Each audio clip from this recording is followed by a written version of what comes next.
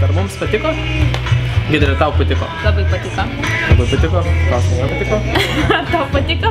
Taip, man Tomas labai patiko, nes... Tomas patiko ir jo triukai patiko. Ir Tomas ir jo triukai. Taip. Paklaus, kodėl? Kodėl? Kodėl patiko man Tomo triukai? Iš tikrųjų, todėl, kad žmogus, jisai sugeba labai užvesti publiką. Bet kas man labiausiai patiko? Taip pat užvedė publiką. Palaikė nuotaiką.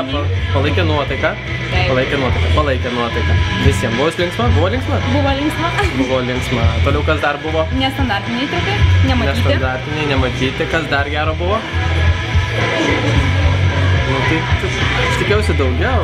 Iš tikrųjų nesiruošia, matot, nesiruošia. Mes esame, užtat ir sunku kalbėti. Eksfrontą. Ja.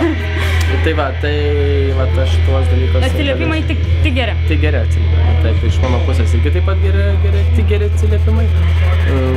Kas dar geriausia, tai kad žmogus, kuris atliko šitus triukus, jisai padarė savo darbą ir po to dar pasiliko pas mus šiek tiek, parodė asmeniškai triukus. Taip? Kai kam nusivedė atskirai, parodė slaptai. Dėl ko tu pavydė? Taip, dėl ko aš galbūt pavydžiu. Tai va, tai manau, aš žinau, kad tiek.